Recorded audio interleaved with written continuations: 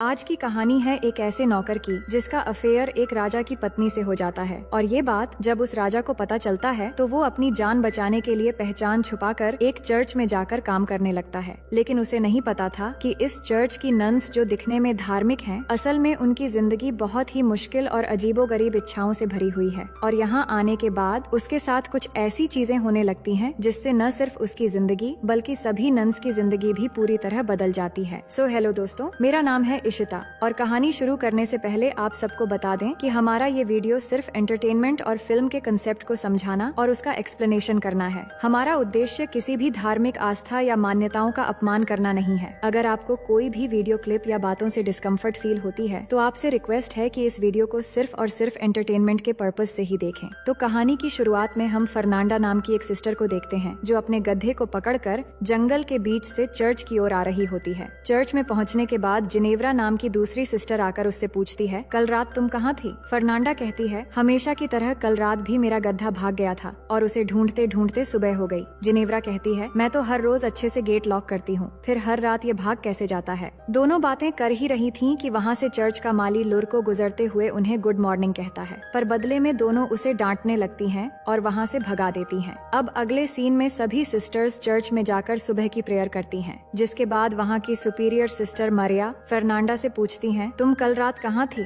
जिस पर वो बताती है, कल मेरा गधा फिर से भाग गया था और मैं उसे ही पकड़ने गई थी। ये सुनकर सिस्टर मरिया कुछ नहीं कहती। अब इस गधे के बार बार भागने का चक्कर असल में कुछ और ही है जो हमें आगे पता चलेगा। दूसरी तरफ हम अलेसांड्रा नाम की एक और सिस्टर को देखते हैं जो अपने कमरे में बैठकर सिलाई कर रही होती है। वो बहुत उदास थी क्योंकि वो चर्च में नहीं रहना चाहती थी और बाहर जाकर अपनी जिंदगी को अच्छे से जीना चाहती थी। दूसरी ओर सिस्टर जिनेवरा को देखते हैं जो सिस्टर मरिया के साथ कुछ बातें कर रही होती है। तभी एक किताब में उसे एक तस्वीर नजर आती है जिसमें कुछ अजीब विधि के बारे में लिखा था। ये देखकर उसे थोड़ी हैरानी होती है और कुछ लाइनें पढ़कर वो किताब रख देती है। वहीं सिस्टर अलेसेंड्रा के पापा उससे मिलने आते हैं और दोनों बातचीत करने लगते हैं। उसके पापा कहते हैं, मैं तुम्हारे लिए एक अच्छा लड़का ढूंढ रहा हूँ, पर प्रॉब्लम ये है कि जो भी अच्छा लड़का मिलता है वो बहुत ज्यादा दहेज मांगने लगता है। इस पर अलेसेंड्रा कहती है, अगर आप चर्च में डोनेशन देना थोड़ा कम कर दें तो शायद दहेज के पैसों का इंतजाम हो जाएगा। पर उसके पापा कहते हैं, ये करना ठीक नहीं रहेगा, तुम चिंता मत करो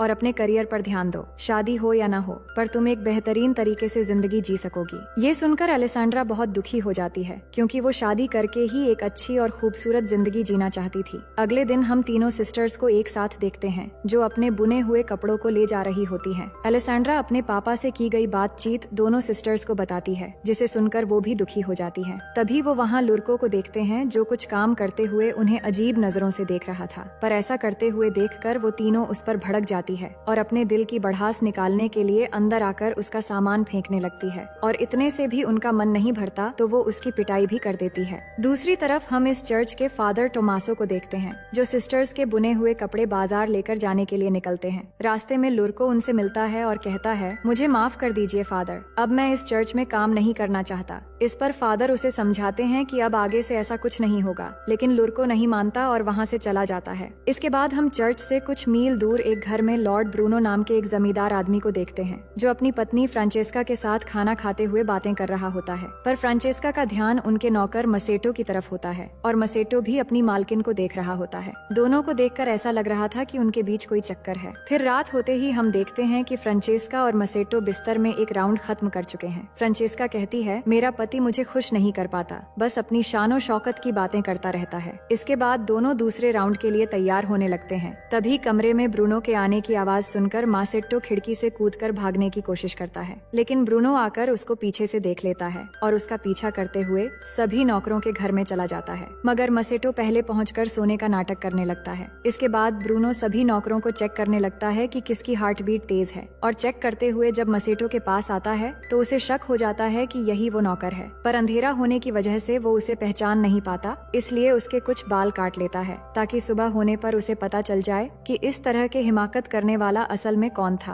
पर ब्रूनो के जाते ही मासेट्टो उठकर अपने सभी साथियों के बाल भी थोड़ा थोड़ा काट देता है। सुबह होते ही ब्रूनो सभी नौकरों को लाइन में खड़ा करता है और एक एक करके चेक करने लगता है, लेकिन सभी के बाल थोड़े थोड़े कटे हुए होते हैं जिससे वो समझ नहीं पाता कि वो आदमी कौन था। फिर भी वो समझ जाता है कि जो भी है वो बहुत होशियार है। फिर सबको धमकी देते हुए कहता है कि मैं जिसे ढूंढ रहा हूँ, अगर मैंने उसे पकड़ लिया तो उसका काम तमाम समझो। फिर वो सभी नौकरों के बाल कटवाकर छोटे करवा देता है। अब अगले दिन जब फ्रांचेस्का और ब्रूनो खाना खाने बैठते हैं तो ब्रूनो अपनी वाइफ को वार्निंग देते हुए कहता है कि तुमने जो भी किया ठीक नहीं किया। मैं जानता हूँ कि तुम भी इन सब में शामिल हो। अगर वो नौकर एक बार मुझे मिल गया तो मैं उसके साथ साथ तुम्हें भी खत्म कर दूंगा। लेकिन फ्रांचेस्का ब्रूनो से बिल्कुल भी नहीं डरती और कहती है कि तुम ऐसा कुछ भी नहीं कर पाओगे। इसी बीच ब्रूनो अपनी वाइफ और मसेटो को इशारा करते हुए देखकर समझ जाता है कि वो नौकर मसेटो ही है। फिर आगे हम मसेटो को काम करते हुए देखते हैं और वहाँ फ्रांचेस्का भी होती है जो मसेटो के पास आती है और उसके साथ जबरदस्ती भूकंप लाने की कोशिश करने लगती है। लेकिन इस बार दूर से ब्रूनो उन्हें देख लेता है और गुस्से में आकर अपने आदमियों से कहता है, मसेटो को पकड़ के मेरे पास ले आओ। मसेटो ने भी देख लिया था कि ब्रूनो ने सब कुछ देख लिया है, इसलिए वो अपनी जान बचाने के लिए वहाँ से भागना शुरू कर देता है और ब्रूनो के आदमी भी उसके पीछे पड़ जाते हैं, लेकिन वो उसे पकड़ नहीं पाते। जंगल से होते हुए भागते भागते बहुत दूर जाने के बाद मसेटो फादर टोमासो को देखता है। फादर ने बाजार जाने के रास्ते में थोड़ा वाइन पी लिया था और नशे की वजह से उनकी गाड़ी उलट गई थी और सारे कपड़े भी नदी में बह रहे थे।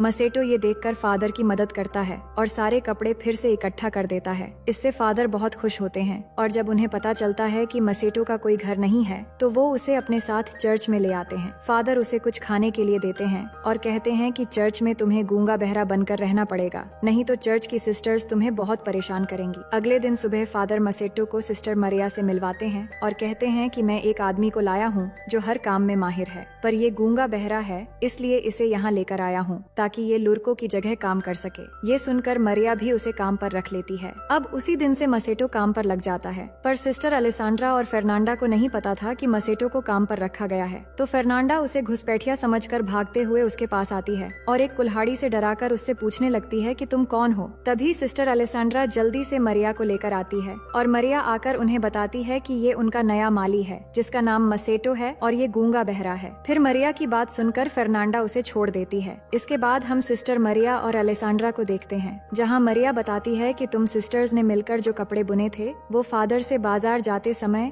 लुटेरों ने जबरदस्ती छीन ली। मुझे अफसोस है कि तुम लोगों की मेहनत बेकार चली गई, पर अब से कपड़े बुनने के काम को बढ़ाने के लिए हम कुछ और लोगों को भी ले आएंगे ताकि कम समय में ज्यादा कपड़े बनाए जा सकें। इसके बाद अलेसांड्रा को वायोला नाम की एक बूढ़ी नन के साथ कपड़े बनाने के काम करते हुए देखते हैं, पर इस दौरान उससे कपड़े बनाने की फ्रेम टूट जाती है तो उसे ठीक करवाने के लिए वो मसेटो के पास जाने लगती है। पर तभी सिस्टर जिनेव्रा अलेसांड्रा को जाते हुए देख लेती है और छिपकर उस पर नजर रखने लगती है। अलेसांड्रा मसेटो से वो फ्रेम ठीक करने के लिए कहती है जिसे मसेटो ठीक करने लगता है, लेकिन अलेसांड्रा यहाँ अपने दिल की भड़ास निकालने लगती है कि वो यहाँ नहीं रहना चाहती और ना ही सिलाई का काम करना चाहती है। वो यहाँ से बाहर निकलकर अपनी जिंदगी को अच्छे से जीना चाहती है। पर ये सुनते हुए भी मसेटो कोई एक्सप्रेशन नहीं देता क्योंकि वो सभी के सामने गूंगा बहरा बना हुआ है। अलेसांड्रा भी ये जानती थी कि मसेटो कुछ नहीं सुन पाएगा और ना ही किसी से कुछ कह पाएगा। इसके बाद रात के समय मसेटो के कमरे में फादर आते हैं और उससे पूछते हैं आज का दिन कैसा गया, क्योंकि यहाँ की सिस्टर्स थोड़ी झगड़ेलू हैं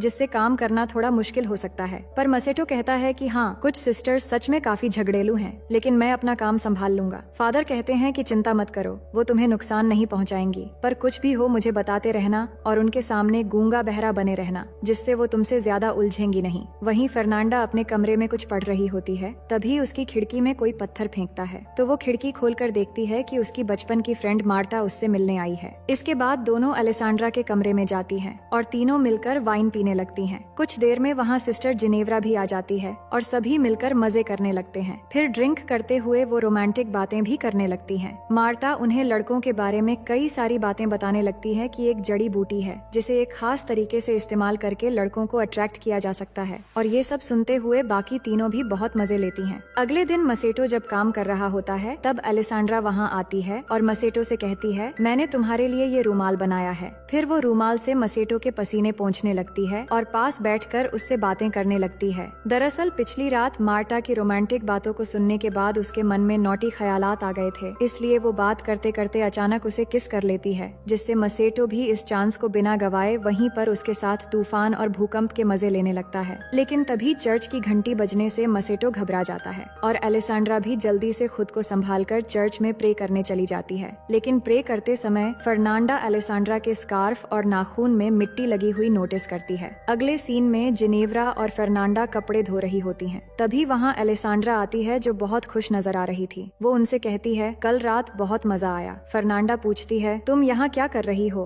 और तुम्हारे तुम्हारे कपड़े इतने गंदे कैसे हो गए? जिस पर वो कहती है कि मैं उस नए माली के साथ उसके कामों में हाथ बटा रही थी जिससे कपड़े गंदे हो गए। ये सुनकर उन दोनों को यकीन नहीं होता क्योंकि अलेसांड्रा कोई भी काम नहीं करती थी, पर फर्नांडा काफी शातिर थी। वो समझ चुकी थी कि अलेसांड्रा जरूर कुछ छिपा रही है। फिर आगे हम फर्नांडा और मार्टा को जंगल में देखते हैं जो उस जड़ी बूटी को खोजती हैं। फिर वो उस जड़ी बूटी को उबालकर एक लिक्विड तैयार करती है, जिसके बाद मार्टा फर्नांडा की आंखों में उस लिक्विड की 2 बूंद डालती है और फिर उसकी उंगली में कट लगाकर थोड़ा खून लेकर उसके गालों पर लगाती है। लेकिन ये सब जिनेव्रा छिपकर देख रही होती है। इसके बाद फर्नांडा और मार्टा मसेटो के कमरे में जाती हैं, जहां फर्नांडा उसे चाकू दिखाकर डराती है। फिर दोनों मिलकर मसेटो को अपनी तरफ अट्रैक्ट करने की कोशिश करने लगती हैं। मसेटो को ये सब अजीब लगता है कि ये उसके साथ क्या कर रही है, पर धीरे धीरे वो भी अपना कंट्रोल खो देता है, जिसके बाद तीनों मिलकर इस तूफान और भूकंप का भरपूर मजा लेते हैं। फिर अपना काम खत्म होने के बाद दोनों घर से बाहर आ जाती हैं। तभी वहाँ आकर उन्हें जिनेव्रा मिलती है और पूछती है, तुम दोनों यहाँ क्या कर रही हो? जिस पर वो उसकी बातों का कुछ खास जवाब नहीं देती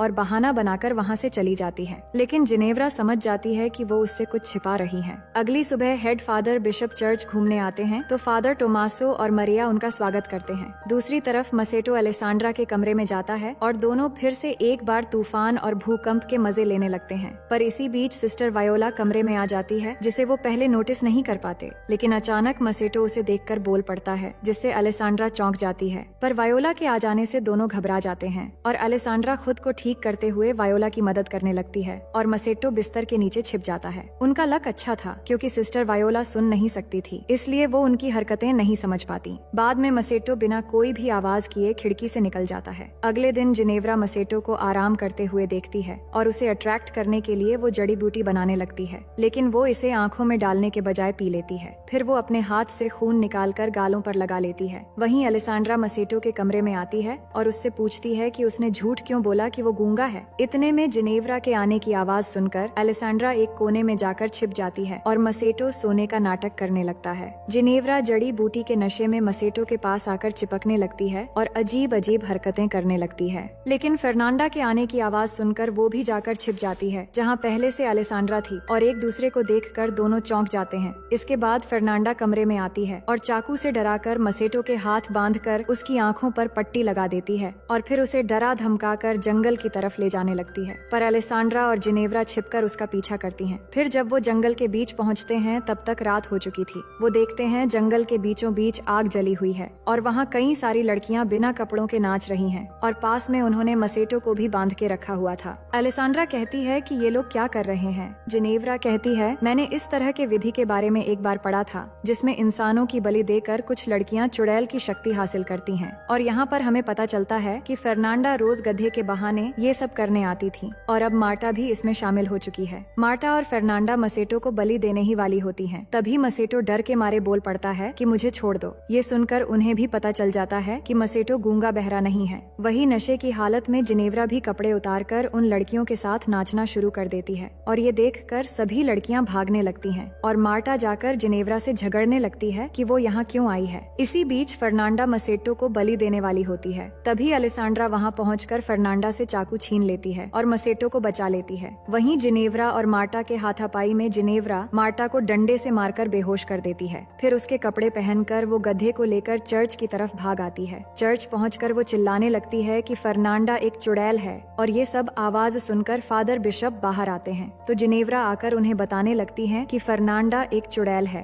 इतने में फर्नांडा, अलेसांड्रा और मसेटो भी वहाँ पहुँच जाते हैं। अलेसांड्रा फादर से कहती है ये झूठ बोल रही है और आज इसने वो जड़ी बूटी लिया और नशे की हालत में बकवास कर रही है। पर जिनेव्रा कहती है, नहीं, मैं झूठ नहीं बोल रही हूँ, ये सब एक साथ मिले हुए हैं और ये दोनों इस माली के साथ इंटीमेट भी हो चुकी हैं। ये सुनकर फादर बिशप मरिया को बुलाकर बाहर लाते हैं और पूछते हैं कि ये सब क्या हो रहा है। तभी फादर टोमासो भी मरिया के कमरे से बाहर आते हैं, जिसे देखकर सभी लोग हैरान रह जाते हैं और फादर बिशप भी समझ जाते हैं कि इस चर्च में अब तक क्या चल रहा था। इसके बाद अगले दिन फादर बिशप एक एक करके सभी को सजा सुनाते हैं और गॉड से माफी मांगने के लिए कहते हैं और फादर टोमासो को सबसे बड़ी सजा मिलती है क्योंकि उन्होंने फादर होने का गलत फायदा उठाया था। उन्हें सजा के तौर पर एक ऐसे आश्रम में भेज दिया जाता है जहाँ सिर्फ मर्द रहते हैं और मसेटो को फिर से लॉर्ड ब्रूनो के हवाले कर दिया जाता है जहाँ लॉर्ड के सिपाही उसे बंदी बना लेते हैं। इसके बाद हम तीनों सिस्टर्स को देखते हैं जो एक दूसरे से माफी मांगती हैं। सिस्टर जिनेव्रा भी फर्नांडा से कहती है, मुझे माफ कर देना। फिर तीनों मसेटो के बारे में सोचने लगती हैं कि शायद लॉर्ड ब्रूनो उसे मार डालेगा,